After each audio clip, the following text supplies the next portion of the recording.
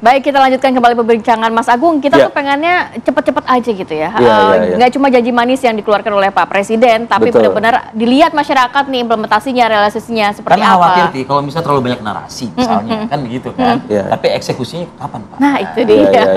Memastikannya bagaimana ini? Ya saya kira semuanya berproses dan bertahap Mbak ya. Kalau terlalu drastis, ekstrim juga kan nanti ada shock political therapy yang... Jadi ada aspek politik nih? Iya, jadi ada dimensi-dimensi itu karena sedikit banyak ini kan akan berkelindan dengan elit-elit yang misalkan kemarin punya kontribusi dan saham politik juga dalam pemerintahan semacam itu. Sehingga Pak Prabowo saya lihat mencari timing yang pas sehingga ini bisa dieksekusi secara smooth, soft, akhirnya beres gitu. Sehingga resistensi, konflik yang tidak perlu dan kegaduhan-kegaduhan itu tidak muncul. Tapi kalau Anda melihat berarti memang tidak pandang bulu ya, walaupun siapa yang juga ikut mensupport dirinya. Dengan menarasikan serakanomics kan ini sangat low konteks ya, ingin melibatkan semua publik yang paham maupun yang awam supaya terlibat dalam narasi dan kampanye besar ini. Sehingga misalkan kalau misalkan publik tahu ada kegiatan ilegal sawit, tambang, beras oplosan dan seterusnya, laporin aja. Kalau nggak dilaporin, tindak lanjuti langsung misalkan lewat kanal khusus Presiden, orang-orang terdekatnya yang bisa dipercaya misalkan. Karena ini saya kira udah perang semesta ya Mas. Jadi Pak Presiden berusaha membangun common sense dan ujungnya kan kita udah tahu nih, serakanomics common enemy-nya siapa? Musuh-musuh kita siapa nih yang merusak, mengganggu, menggerogoti ekonomi kita sampai hari ini dari dulu sejak lama gitu. Dan saya kira ini harus kita push semaksimal mungkin. Pun kalau memang ada arahan pihak-pihak ada yang mengganggu, kemudian berusaha menghalang-halangi, kita harus sikat bareng-bareng gitu. Semua pihak, kita ingatkan aparat, baik TNI, Polri, Kejaksaan, KPK dan seterusnya, turun gunung, habisin ini, segera pokoknya. Habisin ini. Itu adalah orang di ring satunya Presiden. Gak peduli. Partainya Presiden juga. Persis, karena Pak Prabowo sendiri yang ngomong kan, sikat, jangan tinggal sisa gitu. Pak Danang, saya ke Pak Danang nih, ke Apindo nih. Pak Danang, mungkinkah dari teman-teman Apindo justru bukannya hanya terus mengkritik gitu ya, mohon maaf misalnya kalau salah diksi saya, tapi ikut juga nih Pak Danang memberikan informasi-informasi, karena Apindo pun juga bagian dari masyarakat gitu loh Pak Danang. Ya, Apindo kan juga terdiri dari dunia usaha yang juga termasuk besar ya. Tetapi masalahnya bukan hanya pada dunia swasta doang, ini kan masalahnya kalau istilah Mas Agung tadi saham politik ya. Oke lah, Apindo selalu mendukung pidato-pidato Presiden yang sangat luar biasa ya. Kita penuh semangat ketika mendengar pidato tersebut. Tetapi kita pengen pidato-pidato itu dikonversi menjadi kebijakan, menjadi pengaturan begitu, atau penindakan hukum lah kasarnya. Nah ini kalau tidak terjadi sebuah konversi dari pidato-pidato luar biasa menjadi pengaturan, kebijakan atau penindakan hukum ya, kami khawatir ini pidato berapi-api ini akan kehilangan roh untuk menjalankannya bagaimana begitu.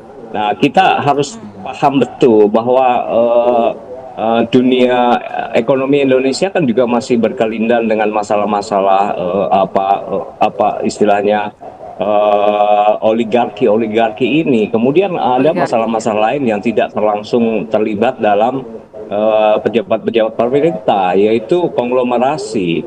Nah, aspek-aspek ini yang harus menjadi kekuatan lembaga pemerintah seperti KPPU untuk memeriksa, memastikan bahwa konglomerasi itu bisa diminimalisir sebanyak mungkin. Karena ini kemudian akan mengarah pada apa yang disebut dengan para ahli itu sebut dengan plutokrasi. Kalau terbiarkan seperti ini, maka dunia usaha yang menengah kecil tidak akan pernah bisa berkembang, Mas. Meskipun kita senang ya, ada dunia usaha yang sangat-sangat besar karena itu membantu pertumbuhan ekonomi. Dan ada trickle down effect yang cukup baik gitu.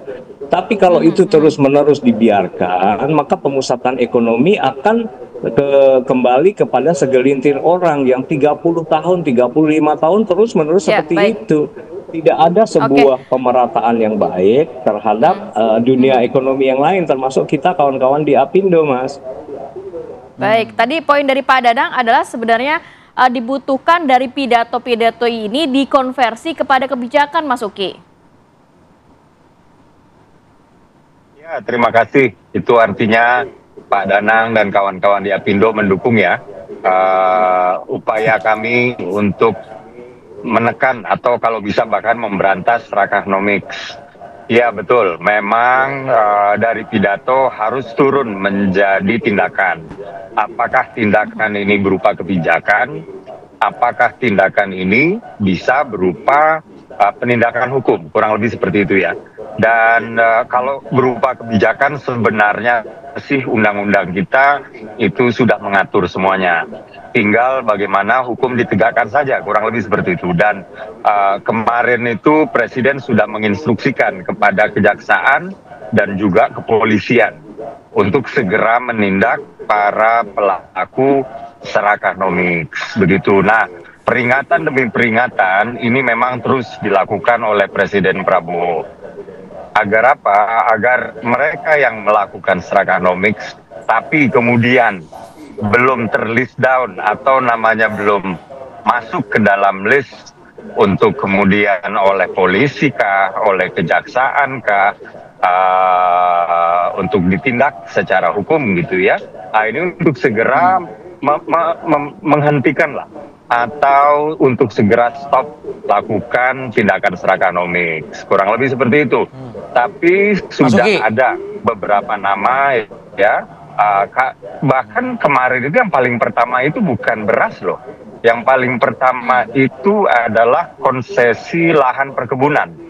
Itu kalau misalnya kawan-kawan masih ingat ya, ada konsesi misalnya dia mendapatkan konsesi dari negara misalnya 10 hektar, tapi yang dipakai itu 15 hektar. Nah, ini oleh negara itu sudah diselamatkan ya dari, kalau nggak salah saya, 5 juta hektar yang ilegal itu sudah diselamatkan 3,1 juta hektar. Dan saat itu yang dilakukan oleh negara itu adalah langsung menyita ya, langsung menyita sisa lahan ilegal tersebut, kemudian meminta segala keuntungan yang didapatkan dari lahan yang ilegal itu juga disita kepada negara. Nah, ini yang paling pertama dilakukan oleh negara di dalam memberantas Serakanomics. Jadi justru bukan pangan ya. Nah, sekarang ini memang kami sedang bergerak di bidang pangan. Jadi untuk mereka-mereka yang masih melakukan Serakanomics, dihentikanlah segera. Presiden nggak berhenti-berhenti memperingatkan, dan tindakan hukum juga sekarang sedang berjalan paralel di samping advice tadi ya. Demikian. Baik. Baik, Mas Uki dan juga Pak Danang, terima kasih untuk waktunya pada pagi hari ini bersama kami di Apa Kabar Indonesia Pagi TV. Selamat beraktivitas kembali mungkin. Assalamualaikum. Saya ke Mas Agung tipis saya mungkin sedikit tanya Mas Agung. Untuk membereskan hal ini semua, benturan-benturan politik pasti akan terjadi. Gitu. Nah, tadi Anda menyinggung soal reshuffle. Anda menyinggung soal merit system di dalam tubuh TNI Polri dan lain sebagainya. Perlukah ini juga dikedepankan dahulu atau tetap narasi dulu yang dikedepankan? Ya, saya mikirnya setelah Pak pidato di mana-mana disampaikan, itu ada task force-nya, Mas. Jadi semacam satgas khusus Serakanomics apalah namanya. Di sana melebur apakah kejaksaan, kepolisian, Kementerian Keuangan, Kementerian Pertanian dan seterusnya. Ini khusus mengejawantahkan pidato itu. Karena kan Pak Prabowo ini makromanajemen nih. Orang-orang yang narasinya besar, solidarity makers. Dia perlu administratur yang handal. Yang detail gitu ya. Ketuanya siapa nih? Ketua Serakanomics yang mengambil ekonomi underground tadi supaya real, konkret, dan itu akan dievaluasi. Kalau nggak jalan ini barang ganti. Karena publik menunggu itu. Baik. Harapannya segera mungkin gitu. Harapannya pidatonya ini bisa segera menjadi kebijakan begitu ya. Terima kasih banyak Mas Agung sudah hadir pagi hari ini, sehat selalu.